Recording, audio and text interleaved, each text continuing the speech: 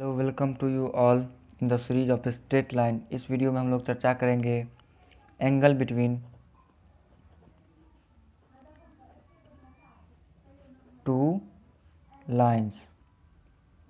दो लाइंस के बीच के एंगल के बारे में आज हम लोग बात करेंगे कि उसको पता कैसे किया जाए। अगर आप लोगों ने पीछे वाला वीडियो नहीं देखा है तो उसको ज़रूर देखें।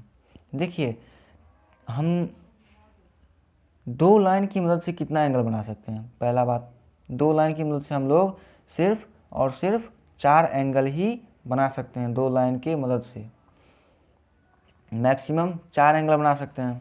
दो लाइन की मदद से मैक्सिमम कितना एंगल बना सकते हैं? 4 बना सकते हैं।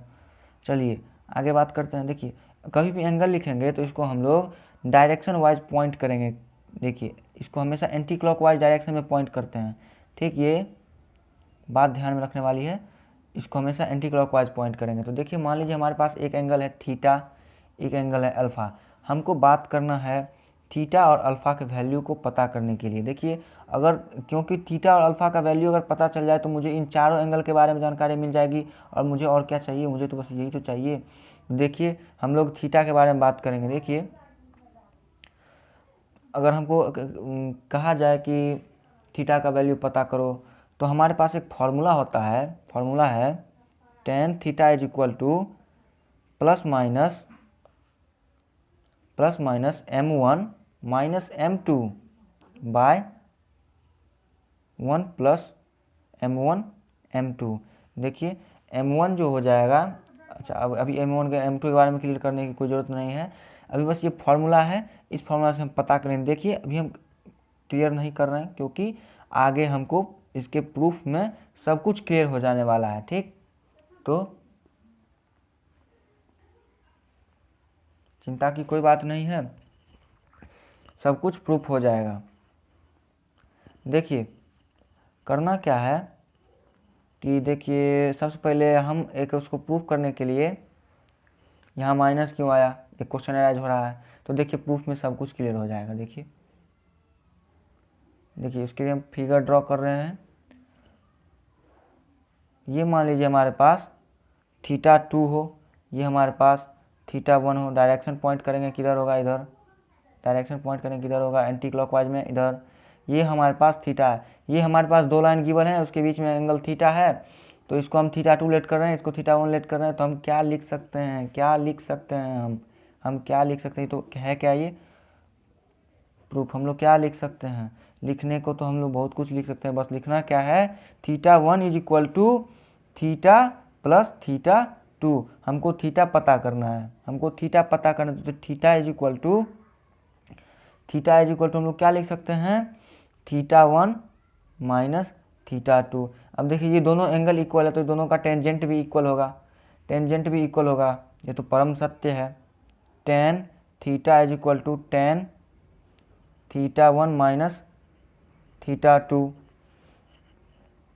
Tan theta 1 minus theta 2। ठीक, अब देखिए टेन थीटा, यहाँ पे हमको a माइनस बी का टेन a माइनस बी का फॉर्मूला अप्लाई करना पड़ेगा, तो हम लोग लिख सकते हैं। और हाँ, उससे पहले हम एक बात क्लियर कर दें। ये थीटा 1 थीटा 2 है, मान लीजिए हम लेट कर लेते, ये a b c d है। ठीक, ये a d, देखिए ये थीटा 2 है, ये एंटी क्लॉकवाइज पुट कर रहा है। मान लीजिए ये जो लाइन सी डी है, ये एंगल पॉजिटिव एक्सेस के साथ कितना एंगल बना है? थीटा 2। इसीलिए हम लोग यहाँ पर एरो एंटी क्लॉकवाइज डायरेक्शन में देते हैं। अगर मान लीजिए हम लोग एंगल देते क्लॉकवाइज डायरेक्शन में तो हम लोग का मतलब क्या होता? जो हम लोग निगेटिव वाई एक्सिस के साथ एंगल ले रहे, तो ये हम लोग नहीं लेते हैं, ये लेते हैं हम लोग। तो ये भी क्लियर हो गया। ठीक, तो देखिए हमारे पास इस लाइन का स्लोप क्या होगा? m tan theta 2, m tan theta 2। इस लाइन सी डी का स्लोप m सी डी हमारे पास क्या निकलेगा?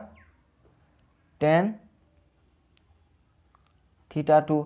इसको हम मान लेते हैं m tan theta 2 is equal to हमारे पास m2 हो जाता है। ठीक, यहाँ ये जो एंगल है इसको एंटी क्लॉकवाइज पुट किए तो ये तो क्लियर हो गया क्यों पुट कर रहे हैं, एंटी क्लॉकवाइज ही क्यों पुट कर रहे हैं, ये क्लियर हो गया होगा। नहीं होगा तो एक बार फिर मैं कर दूं।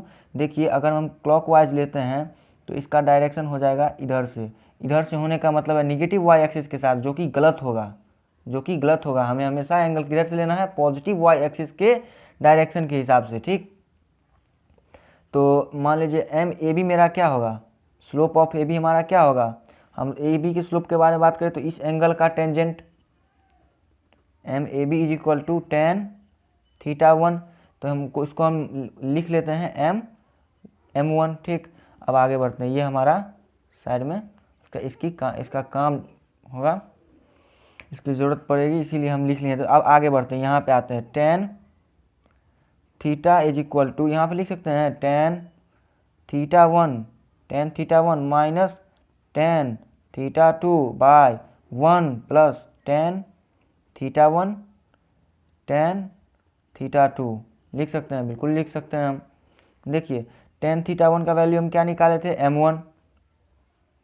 m1, टेन थीटा टू का वैल्यू क्या निकाले थे, m1 minus m2 by one plus tan theta one m1 tan theta two m2, ये हमारा निकला टेन थीटा। देखिए अब जो बचा हुआ एंगल है इसको हम लेट कर लेते हैं अल्फा। देखिए ये भी तो एंगल इसी दो लाइन के द्वारा बढ़ाया जा रहा है, यही इसी दो लाइन के बीच का एंगल तो एक ये भी ना है, और ये भी है, और ये भी है। ये अगर हमको मिल जाए तो ये मिल जाए, अगर हमको ये पूछे तो, अगर हमको पूछे एक्यूट नहीं पूछ करके हमको ऑब्ट्यूज पूछ दे, तब हम क्या करेंगे, ये जो फॉर्मूला है पॉजिटिव में ये एक्यूट का है, it is for only acute angle. ये जो दो लाइन के बीच का जो एक्यूट एंगल होता है, एक्यूट एंगल तक ही ये वैलिड है। अगर हमको पूछे ऑब्ट्यूज का, तब हम क्या करेंगे, तब हम करेंगे, देखिए इसको हम क्या लिख सकते हैं 180 minus theta, alpha is equal to 180 minus theta, बिल्कुल लिख सकते हैं। तो हम लोग इसको 10 alpha is equal to 10 180 minus theta लिख सकते हैं। इसको हम 10 180 माइनस थीटा को क्या लिख सकते हैं, minus tan theta, minus tan theta लिख सकते हैं। हमारे पास टेन थीटा का वैल्यू उपलब्ध है, तो हम टेन थीटा का वैल्यू पुट करते हुए निकालते हैं टेन अल्फा का value, tan alpha is equal to minus of tan theta, कुछ शायद विजिबिलिटी में प्रॉब्लम हो रही है। देखिए तो हम विजिबिलिटी का प्रॉब्लम दूर करने के लिए कर देते हैं, थोड़ा सा दिक्कत होगा। तो tan alpha is equal to 10 180 minus theta, tan alpha is equal to 10 180 minus theta, और 10 180 माइनस थीटा को क्या लिख सकते हैं, tan theta minus tan theta लिख सकते हैं। तो अब टेन थीटा का वैल्यू हमारे पास है ही, तो इसको पुट करते हैं, पुट करते ही हमको आंसर मिल जाएगा टेन अल्फा का m1 minus m2 by 1 plus m1 m2। देखिए ये जो है हमारा क्या मिलेगा, एंगल बिटवीन ऑब्ट्यूज एंगल, ये हमारा क्या है ऑब्ट्यूज एंगल। अब देखिए यहाँ पे आप लोगों को कन्फ्यूज़न हुआ होगा कि हम यहाँ प्लस माइनस क्यों लिए, प्लस हमारा शो करता है इट इज़ फॉर एक्यूट, ये जो है हमारा दो लाइन के बीच के ऑब्ट्यूज के बारे में पता करता है। ठीक है, क्लियर हो गया होगा। तो हमें अगर पूछे, अगर क्वेश्चन में जो किसी दो लाइन का मान लीजिए हमको स्लोप दिया हुआ या फिर उसके बीच का एंगल दिया, मान लीजिए उसका कोऑर्डिनेट दे दिया, पूछा स्लोप के बताओ उस दोनों लाइन के बीच में एंगल कितना होगा, तो हम स्लोप की मदद से अब हम एंगल निकालने के काबिल हो गए। अगर ऑब्ट्यूज पूछे तो निगेटिव होगा, एक्यूट पूछे तो पॉजिटिव होगा। चलिए तो ये हमारा अभी यहाँ पर कुछ अब इम्पॉर्टेंट रिजल्ट की ओर बढ़ेंगे। कुछ इम्पॉर्टेंट रिजल्ट क्या हो सकता है देखते हैं। देखिए हमको एक्यूट एंगल का वैल्यू क्या मिला था, एक्यूट एंगल का वैल्यू टेन थीटा का वैल्यू क्या मिला था, एक्यूट एंगल मतलब टेन थीटा का वैल्यू हमको क्या मिला था, m1 minus m2 by 1 plus m1 m2। Mod मैंने इसलिए लगाया क्योंकि ये हमेशा पॉजिटिव होता है, एक्यूट एंगल का वैल्यू हमेशा ही पॉजिटिव होता है, चाहे किसी भी ट्रिगोनोमेट्रिक रेशियो का हो तो हमको पॉजिटिव ही मिलेगा। ये हमारा एक्यूट एंगल के लिए बात कर रहे हैं, it is only for acute angle. हम बार बार बोल रहे हैं एक्यूट एंगल, ऑब्ट्यूज मत समझ लेना, एक्यूट एंगल। ठीक, अब देखते हैं कि सबसे पहला केस में अगर मान लेते हैं, पहला केस ए बी, मान लीजिए हमारा कोई दो लाइन है, अभी जो हम लाइन लिए थे ए बी और सी डी, इस पेज में ए बी और सी डी, ये मान लीजिए हमारा हो जाए पैरेलल AB पैरेलल CD। मान लीजिए अगर ऐसा हो, हम फिर से फिगर ड्रॉ कर लेते। फिगर ड्रॉ करना कोई बड़ी बात है नहीं। हमारे पास दो लाइन है, AB पैरेलल CD, कोई फर्क नहीं पड़ता है किस एक्सिस के पैरेलल है, हमको बस इस दोनों के बीच का एंगल पता करना है। तब जब एंगल दो लाइन के बीच का जीरो होता है, जब एंगल दो लाइन के बीच का जीरो होता है, ये दो पैरेलल लाइन दिया हुआ है tan थीटा, तो हमको थीटा पता है जीरो होगा। तो देखिए इससे हमको क्या मिलेगा, देखिए इससे हमको जल्दी जल्दी में क्या फॉर्मूला मिलता है। सो देखिए tan थीटा हमको पता है, थीटा हमको पता है जीरो होगा, AB parallel CD, tan theta is equal to zero. जब tan थीटा जब जीरो हो, tan थीटा जब tan थीटा का वैल्यू tan जीरो के इक्वल होगा ना, tan theta is equal to tan zero, theta जबकि जीरो के बराबर है। सॉरी यहाँ पे जीरो होना चाहिए, एक मिनट फिर से लिख लेता हूँ मैं, कोई बात नहीं। tan थीटा बराबर वैल्यू ऑफ tan जीरो, ठीक। तो tan जीरो का वैल्यू हमको क्या मिलता है, tan थीटा बराबर हमको मिलता है कितना, tan थीटा में कितना मिलता है हमको, tan थीटा मिलता है जीरो। tan जीरो का वैल्यू जो जीरो होता है वही जीरो। तो देखिए हमारे पास क्या फॉर्मूला था, tan theta is equal to m1 minus m2 by 1 plus m1 m2। देखिए 1 प्लस m1 m2 ये फार्मूला मिला है, ये हमको इसका वैल्यू पता है। ये मान लीजिए इसका स्लोप हो, ये मान लीजिए इसका स्लोप हो, ठीक। तो हमको tan थीटा जीरो मिलेगा। ये मान लीजिए कुछ एंगल ये इसके साथ बना रहा है, तो इसका स्लोप कुछ ये हो गया, ये मान लीजिए थीटा है, जो भी हो, थीटा 1 थीटा 2, तो ये m1 m2 बना रहा हो, तो दोनों का कुछ इस प्रकार से एक्सप्रेशन निकलेगा। तो हमको ये इसका वैल्यू मालूम है जीरो होगा, zero is equal to m1 minus m2 by 1 plus m1 m2। तो m1 m2 को इधर भेज देते हैं तो ये भी जीरो बन ही जाएगा, बिल्कुल ही जीरो बन जाएगा। तो हमको क्या मिलेगा, m1 minus m2 is equal to zero मिलेगा, m1 is equal to m2, मतलब कि दोनों का स्लोप हमको बराबर मिला। एक नए तरीके से प्रूफ हो गया, एक नए तरीके से प्रूफ हो गया। चलिए अब आगे बात करेंगे किसके बारे में, अब ये जब परपेंडिकुलर हो तब, जब परपेंडिकुलर हो तब, परपेंडिकुलर के केस में दो लाइन हो आपस में परपेंडिकुलर हो, परपेंडिकुलर हो तो tan 90, परपेंडिकुलर हमको जब सेकंड केस में मान लीजिए ये मेरा A रहा, B रहा, ये रहा C और ये रहा D, ठीक। AB परपेंडिकुलर CD, ठीक। तो थीटा हमारे पास कितना है 90, tan थीटा कितना हो जाएगा, तो हमको पता नहीं। tan थीटा मतलब हमको पता नहीं, अनडिफाइंड है, अनडिफाइंड होगा तो क्या हो, ये हो सकता है 1/0, यही तो होता है। जब साइन बाई कॉस करते हैं, साइन 90 बाई कॉस 90 करते हैं तो 1/0 हमको मिलता है कि नहीं मिलता है। तो हम इससे इक्वेट करेंगे, हमको कुछ ऐसा वैल्यू मिलेगा।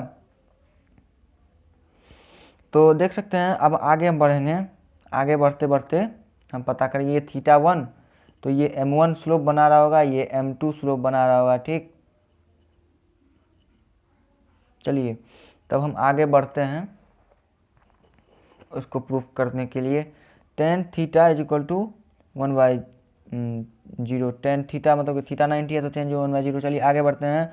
tan theta is equal to हमारे पास फॉर्मूला क्या था, m1 minus m2 by 1 plus m1 m2। हमारे पास tan थीटा क्या मिला, अनडिफाइंड। तो ये कब अनडिफाइंड होगा, इसको अनडिफाइंड होने के लिए क्या होना पड़ेगा, इस टर्म को जीरो होना पड़, एक मिनट, इस टर्म को जीरो होना हाँ इस टर्म को जीरो होना पड़ेगा, इस टर्म को जीरो होना पड़ेगा कि नहीं पड़ेगा, हाँ इस टर्म को जीरो होना पड़ेगा। चलिए तो बढ़ते हैं, हमारे पास क्या एक्सप्रेशन यहाँ से मिल सकता है, ये कुछ भी हो सकता है, 1 plus m1 m2 is equal to zero. हमको क्या मिला, m1 m2 is equal to -1। ये हमको पहले भी मिल चुका है और ये भी हमको पहले भी मिल चुका है परपेंडिकुलरिटी के केस में। परपेंडिकुलरिटी केस में ये होना है, और सॉरी पैरेललिज्म के केस में वो होना है, और परपेंडिकुलरिटी के केस में ये होना है। चलिए अब हम कुछ अच्छी अच्छी बातें करेंगे। देखिए अब हम बात करेंगे कि क्वेश्चन कैसे सॉल्व करें। क्वेश्चन सॉल्व करने के लिए देखिए कुछ ऐसा केसेस होंगे, मान लीजिए कि हमारे पास कुछ ऐसा है केस गिवन, ये लाइन ए है, बी है, सी है, डी है, और ये हमको बोला थीटा पता करने के लिए। हम क्या बोले कि एंगल किधर पॉइंट करना है, हमेशा एंटी क्लॉकवाइज। तो यहाँ पे theta tan theta is equal to m1 minus m2 by 1 plus m1 m2, ये तो होता है।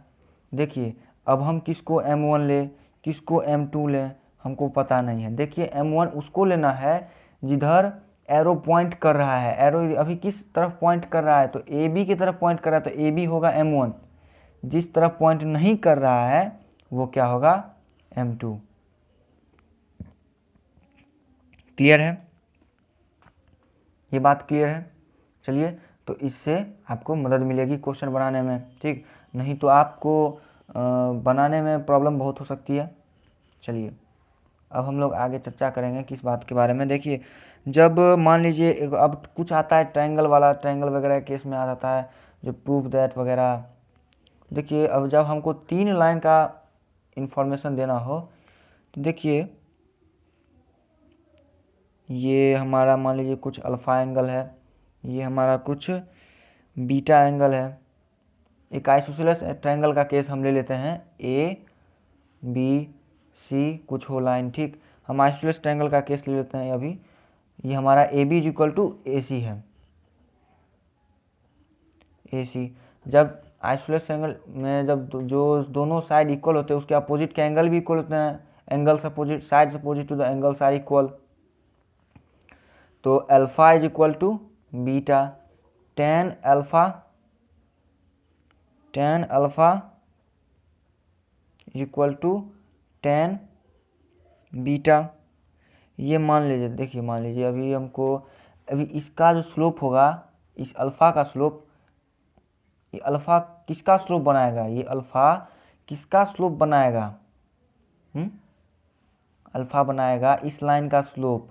Ten alpha is equal to, मान लीजिए m1 ये इसका स्लोप बनाता है, ठीक। ये बीटा जो है, ये बीटा ये इधर डायरेक्शन पॉइंट कर रहा है, मतलब ये किसका स्लोप बनाएगा, ये बीटा इधर स्लोप को। देखिए अभी इसका डायरेक्शन क्या है, उल्टा है, ठीक ना। डायरेक्शन हमेशा एंटी क्लॉकवाइज होना चाहिए, ये कभी ना कहीं जा करके तो पॉजिटिव एक्सिस के साथ बनाएगा ना एंगल। अभी आप लोगों के मन में सवाल उठ रहा होगा कि ये क्यों, मान लीजिए ये निगेटिव एक्सिस के साथ एंगल बना रहा है, तो ये स्लोप ही इसका तो नहीं ना बना रहा है, ये इसका स्लोप नहीं बना रहा है, ये स्लोप जिसके साथ जिसके तरफ पॉइंटेड है उसका स्लोप बनाएगा, ठीक। तो देखिए जहाँ अगर मान लीजिए अगर जहाँ हमको एक्स एक्सिस वाई एक्सिस के बारे में इंफॉर्मेशन नहीं दिया हो, हमको सिर्फ पॉइंट्स के बारे में इंफॉर्मेशन दिया हो, तो हमको उस समय यही देखना होगा कि जो डायरेक्शन है एरो ये किधर पॉइंट कर रहा है। अभी हम इसको रिवर्स कर दें तो हम मेरा एक्स एक्सिस सब चेंज हो जाएगा, सब उल्टा हो जाएगा।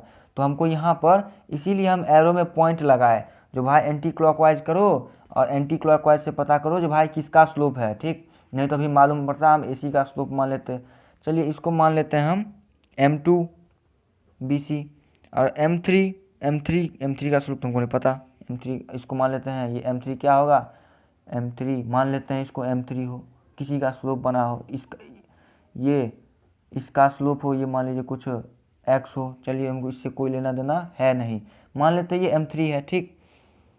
इसको हम क्या लिख सकते हैं, tan alpha is equal to tan beta.